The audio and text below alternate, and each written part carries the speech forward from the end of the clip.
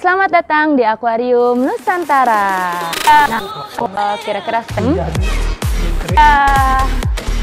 akuarium bahaya juga ya. Memang sih pernah mengalami kegagalan juga nggak sih? Ikan tuh berpenyakit. Oh.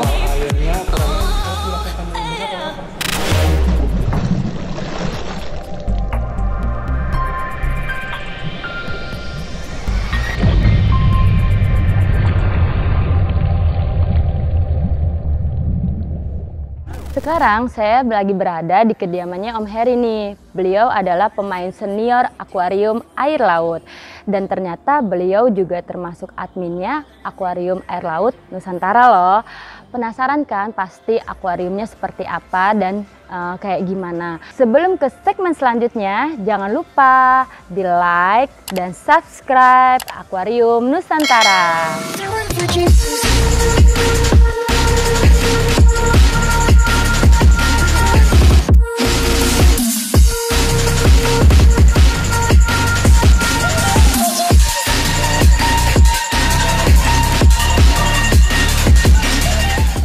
Kita langsung aja yuk masuk ke rumahnya Om Heri.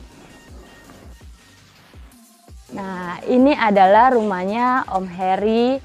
Dia selaku admin Akuarium Air Laut Nusantara. Kita langsung aja yuk ke dalam rumahnya. Halo Om Heri, saya Oci dari Akuarium Nusantara nih. Wah, seneng banget rasanya ketemu langsung dengan Om Heri ya. Dan bener-bener udah kepo banget nih tanknya kayak gimana. Om Heri boleh dong dikasih tahu nih tanknya ada yang mana aja. Yuk masuk semuanya. Wah, ini tanknya Om Heri nih. Ini tanknya yang ukuran berapa? Ini satu tank ini usianya belum terlalu lama sebenarnya. Mungkin total sekitar sampai 2 tahun. Ya. Wow. Ukurannya 90 kali 70 kali 60 cm. Total airnya kurang lebih sekitar 450 liter. Oke, catet tuh. Dia udah 2 tahun, ini baru 2 tahun loh katanya. Berarti ada lagi dong lebih dari 2 tahun. Boleh lihat? Yaudah, ayo kita langsung intip ke dalam ya. Oke. Wah, ini dia akuariumnya Om Heri. Ya. Nah, kalau yang ini berapa nih Om Heri ukurannya? Nah, kalau yang ini memang udah cukup lama. Sekitar dalam 8 tahun. Wow. 1,5 meter kali 70 cm kali 70 cm. Total air, volume air kurang lebih sekitar 1.200 liter. 1.200 liter ya, satu ya. Dengan SAM semuanya ya. Wah, ini juga banyak banget nih ya, terumbu-terumbu dan koral-koralnya juga gitu ya. Karena kebetulan memang saya lebih sukanya ke SPS. Dulu sempat juga ke LPS, tapi sekarang lebih banyak ke SPS. Ke SPS-nya ya. By the way, ini udah berapa lama main akuarium air laut nih, Om Heri? Main akuarium laut sendiri dari total sekitar jalan 8 tahun. Sebelumnya memang saya di air tawar. Oke. Jadi waktu itu kenapa nih bisa pindah ke air laut nih? Gimana nih? Sejarahnya waktu saya masih SMP, itu sekitar tahun 83-an. Wah, saya belum lahir mungkin, baru diciptakan, baru rencana. Terus? Itu tuh setiap hari, hampir setiap hari pulang sekolah tuh saya selalu ke tempat akuarium. Saya jual ikan, karena dulu di sekolah saya itu ada yang jual ikan, beberapa toko ikan. Di dekat sekolahan? Di sekolah, jadi setiap habis pulang sekolah, biasa saya selalu mampir ke tempat jual ikan. Oke, terus? Seru nih, seru. Dari situ mulai saya cara air tawar. Ya, mulai dari ikan koki, ikan kecil biasa. Dan SMP itu? SMP. Oke, ya. Terus? Lalu pada suatu hari itu saya akhirnya sempat mampir ke toko akuarium laut. Di waktu itu saya masih tinggal di daerah Bandung, mungkin masih di Bandung saya. Ya. Nah, itu ada yang satu toko akuarium laut. Saya lihat di situ, wah ini kok bagus banget ya, ikan-ikan laut, terumbu-terumbu karang warna-warni, yang memang agak beda lah dibandingkan air tawar. Iya. Nah, tapi waktu itu kan juga saya masih belum berani, masih kecil juga lah, masih SMP. Iya, masih SMP ya. Jadi hanya sempat berangan-angan aja punya akuarium laut. Nah, baru akhirnya 8 tahun terakhir saya memberanikan diri untuk membuat akuarium laut. Jadi akuarium laut pertama saya itu sayang udah nggak ada. Oke. Itu ukuran sekitar 70 cm kalau nggak salah. Akuarium pertamanya ya. Pertama, dan ini adalah akuarium saya kedua. Oke. Yang tadi di depan itu yang ketiga. Udah punya 3 akuarium sebenarnya. Yang pertama udah nggak ada ya, karena mungkin mau besarin lagi gitu kan. Nah terus jadi nagih gak sih gitu kan ikutan akuarium air laut ini? Nah itu, salah satunya dari akuarium laut adalah addicted. Jadi kita merasa punya satu akuarium nggak cukup, nambah lagi. Dan saya rasa hampir semua orang punya akuarium laut juga harus seperti itu nanti lama-lama. Iya. Awalnya kan tadi yang sukanya LPS gitu kan, terus lama-lama ini bagus jadi suka semuanya hampir dicoba. Pernah mengalami kegagalan juga nggak sih sebelumnya? Banyak. Oke. Tapi justru mungkin ini untuk sharing juga ya teman-teman. Justru kita kalau mengalami kegagalan cuma di akuarium laut, jangan pernah berputus asa. Justru dari situ kita belajar banyak. Ya, saya akuarium pertama saya tuh pernah dalam 2 hari ikan saya habis semua, mati semua karena penyakit yang cukup ganas, namanya velvet, marine velvet. Nah itu penyakit yang cukup ganas, ikan bisa habis dalam waktu 2 hari semua. Ya nanti itu kita akan bahas lagi. Pokoknya pertama pernah mengalami kegagalan intinya gitu kan, terus sharing-sharing. Tapi kalau misalnya udah jadi tuh puas banget kan hasilnya pastinya ya. Iya, rasa puasnya. Apalagi kalau kita piara kita rawat sendiri. Iya. Istilahnya ya itu kepuasannya kita dapat di situ. Kepuasan yang didapat ya. Penghilang stres juga. Penghilang stres. Kita udah capek kerja di kantor, pulang ngeliat akuarium. Memang sih rata-rata kalau udah punya akuarium laut tuh TV kayak diabaikan gitu, dia lebih termenung ngelihat akuarium gitu, kayak emang bener-bener menyenangkan sih gitu kalau menurut saya. Nah terus Om di sini kan pastinya udah 8 tahun ya main akuarium air laut, pastinya udah banyak coba ini coba itu gitu kan. Boleh dong sharing nih kira-kira spektrum untuk akuarium air laut apa aja kayak gitu. Mungkin yang saya bisa sharing kayak pertama adalah kita memelihara akuarium laut itu kalau saya analoginya adalah kita memelihara sistem akuarium itu sendiri ya dengan benar, dan juga memelihara air istilahnya. Ya, memelihara air. Ya. Cara pembentukan sistem akuarium yang benar itu harus dimulai dari awal. Step pertama yang harus dilakukan dengan benar adalah proses cycling. Yang namanya proses cycling itu sebenarnya tujuannya untuk menumbuhkan bakteri-bakteri pengolah kotoran atau racun dari air yang ada di air akuarium laut. Itu diolah semua oleh bakteri-bakteri. Bakteri-bakterinya ya. Nah, untuk makanya kenapa saya bilang proses cycling itu harus dilakukan dengan benar. Dan proses cycling sendiri itu juga memakan waktu cukup lama. Berapa lama kurang lebih? Antara 1 sampai 2 bulan. Ya. Jadi kalau kita punya akuarium laut itu berbeda dengan akuarium air tawar. Kalau akuarium air tawar, kita beli akuarium hari ini, kita isi air hari ini, kita masukkan ikan hari ini, itu kemungkinan besar akan hidup. Selesai gitu. Akuarium laut nggak seperti itu. Kita beli akuarium hari ini, kita isi air hari ini, kita masukkan bakteri, kita tunggu 1-2 bulan. 1-2 bulan ya, itu bener-bener melatih kesabaran udah pasti ya. Betul. Nah terus supaya terjadi apa tuh proses cycling? Proses cycling jadi yang harus dilakukan adalah dosing bakteri. Dosing bakterinya. Nah, dosing bakterinya apa nih, Om? Boleh sharing? Bakteri baik. Untuk bakteri sendiri untuk di akuarium itu ada 2 jenis ya. Ada yang namanya bakteri nitrifikasi dan bakteri denitrifikasi. Bedanya apa? Nah, bakteri nitrifikasi ini yang diperlukan pada saat proses cycling.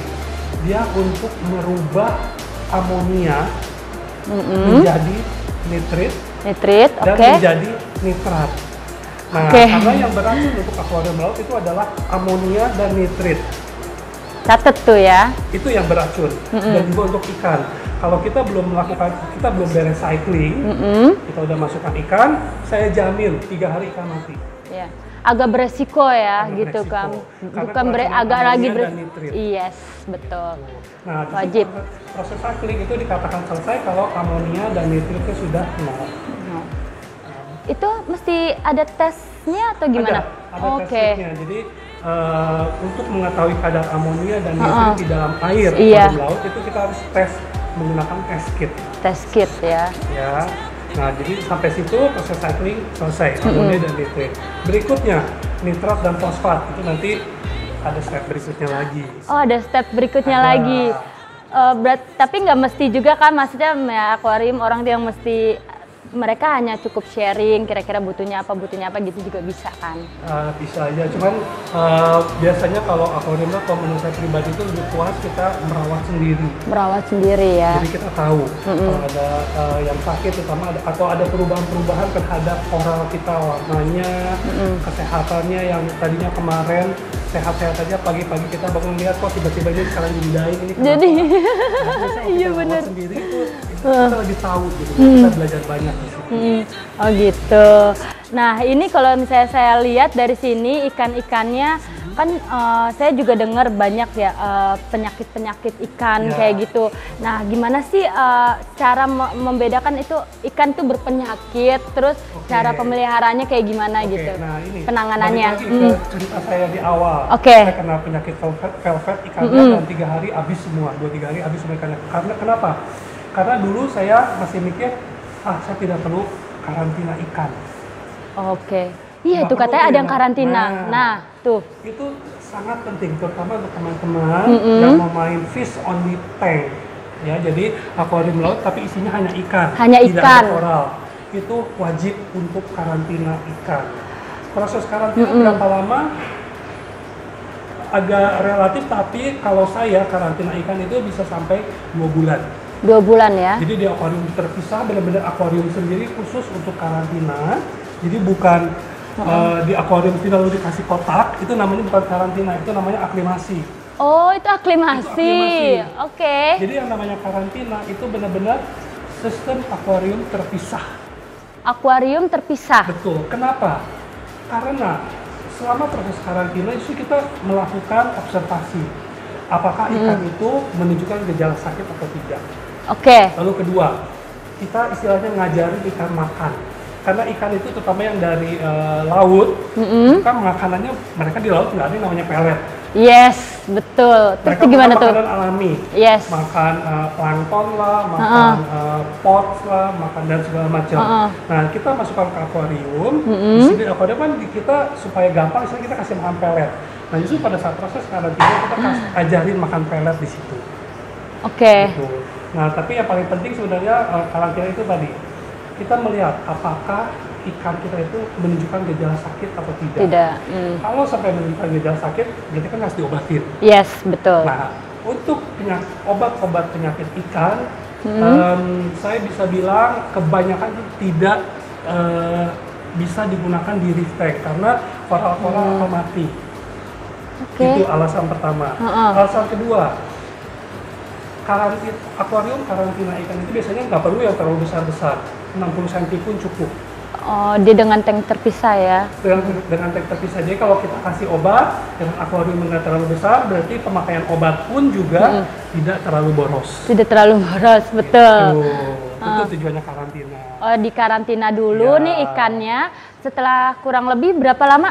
Antara 1 sampai 2 bulan. 1 sampai 2 bulan. Kalau menurut kita dia udah sehat gitu, pokoknya udah enak deh gitu ya. Udah nyaman. Udah nyaman. Kelihatan udah nggak stres. Udah mau makan, baru kita masukkan ke main tanknya. Main tanknya yang dia itu ya. Udah mau makan itu dalam artian dia udah mau melet atau makan makanan yang biasa itu? Biasanya kita pakai patokannya udah mau makan pelet. Udah mau makan pelet ya patokannya ya. Kalau dia itu udah berarti dia udah terima ya, dengan kondisi di sekitarnya, baru kita bisa pindahkan ke main tank ya. Meskipun ada jenis-jenis ikan tertentu yang memang nggak bisa makan pelet. Yes, gitu. Tapi yang penting adalah supaya ikan sudah tidak stres dan tidak menunjukkan gejala sakit. Gejala sakit ya, gitu. Biasanya penyakitnya kayak tadi itu apa? Penyakit ikan itu yang paling sering terjadi itu, dan saya yakin semua pasti pernah mengalami. Apa nih? White spot. Iya, white spot. Nah, white spot. Jadi sebenarnya gini, white spot itu adalah penyakit ikan. Seperti kalau kita umpamakan dengan orang, itu kita seperti penyakit flu. Yang namanya virus flu itu tidak pernah akan hilang dari badan kita. Iya. Tapi dia akan muncul yes. kalau kondisi badan kita lemah. Menurun, betul. Ini sama dengan white spot. Oh gitu. White spot itu menurut literatur yang beberapa literatur saya baca itu tidak pernah akan hilang. Tapi dia sifatnya oportunis. Dia akan muncul kalau kondisi ikan lemah dan kondisi ikan stres. Dia akan muncul. Selain white spot, juga adalah yang ini cukup familiar, cukup parah malah. Velvet, marine velvet. Marine velvet, nah, itu kayak gimana tuh? Gejalanya mirip white spot, ada bintik-bintik putih, tapi bedanya nanti badan ikan itu akan banyak lendir.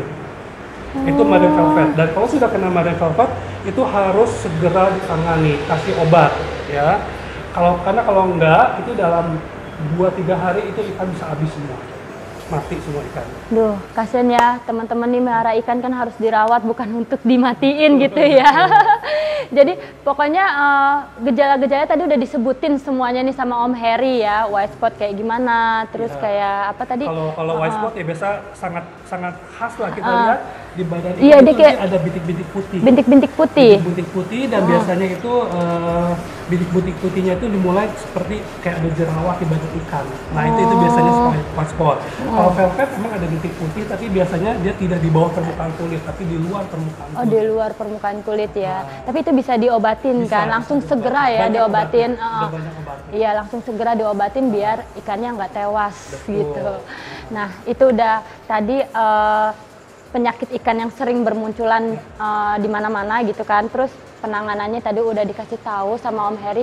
Nah, sekarang penasaran kan? Kayak penyakit koral. Nah, nih penyakit koral apa aja nih? Biasanya koral biasanya itu kena penyakit karena biasanya kena bugs atau hama. Atau kayak misalkan ada yang namanya red bugs, ya, lalu ada flatworms, lalu bisa juga kepiting biasanya, terutama untuk SPS atau untuk Acropora. Oh iya? Biasanya ada kepiting. Jadi kepiting itu ada 2 jenis. Kepitingnya timbul sendiri? Itu biasa terbawa dari live rock, kalau kita pakai live rock, ya batu-batu ini, atau kita beli koral tapi tidak didip, jadi ada hamanya ikut terbawa di situ. Yang paling sering itu biasanya kepiting. Karena kepiting itu sebenarnya ada 2 juga. Memang kepiting yang dia hidupnya di Acropora, jadi tapi menguntungkan karena dia membersihkan kotoran-kotoran yang ada di Acropora, atau satu lagi kepiting yang sifatnya bugs atau kayak serangga hama nah, ya. Itu yang sangat mengganggu. Bahaya juga ya. Contohnya ya ini Acropora yang hijau ini kalau kita lihat itu bagian-bagian yang putih. Kenapa? Iya. Ini karena sempat dimakanin oleh kepiting. Yang putih-putih yang ini ya. Karena sempat dimakanin oleh kepiting. Dan sekarang masih lagi dalam proses recovery. Oh, recovery, nanti dia akan pulih lagi gitu. Mudah-mudahan bisa. Oh gitu, oke. Terus apa lagi selain itu? Ada lagi nggak? Biasanya umumnya ya itu, atau ada juga ada untuk jenis SPS tertentu, misalnya Montipora, itu ada yang namanya Monty Eating Nudibranch. Jadi dia kayak apa ya, bukan seperti seafood ya kayak seperti nudibranch, tapi dia makanin khusus Montipora. Terus itu efeknya ke koral kayak gimana? Jadi nanti lama-lama lapisan tisunya akan hilang, akan dimakanin oleh hama itu. Oh gitu, nanti lama-lama ngikis ya? Iya. Oh ngikis gitu. Nah, terus kalau kayak gitu penanganannya kayak gimana sih Om? Nah kalau udah tahu penyakit, jadi kan ciri-cirinya. Memang ada beberapa alternatif. Ya satu, bisa di-dip menggunakan bahan-bahan kayak seperti iodine, atau bahan khusus untuk melakukan dip supaya hama-hamanya itu hilang. Atau bisa juga menggunakan natural predator. Misalkan untuk red bugs itu bisa menggunakan namanya six line rice fish, atau nama lokalnya itu keling liris. Nah itu keling liris itu ikan yang ada fungsinya untuk membersihkan red bugs di Acropora. Ya, pokoknya udah jelas banget nih ya, apa ciri-ciri kalau misalnya koral itu ada penyakit, terus cara penanganannya seperti apa gitu ya. Amonia nitrit itu akan menjadi nitrat. Lalu nanti akan ada juga fosfat. Jadi ada nitrat, ada fosfat. Biasanya jenis ikan yang kompatibel untuk reef tank itu jenis peran lampu itu sangat penting. Seperti yang Mbak Oci sudah utarakan bahwa lampu itu pengganti matahari. Yes. Lampu-lampu yang direkomendasi atau yang tahu gitu itu bisa nggak? Spektrum, dari segi spektrum cahaya, karena kalau kita bicara mengenai cahaya untuk proses fotosintesis, itu ada spektrum tertentu yang diperlukan. Nggak reef safe. Ada beberapa jenis angel yang dikategorikan reef safe atau mau melakukan proses cycling. Kalau saya tetap menyarankan untuk proses cycling yang benar. Makin kecil ukuran akuariumnya, itu makin susah kita memelihara akuarium air laut.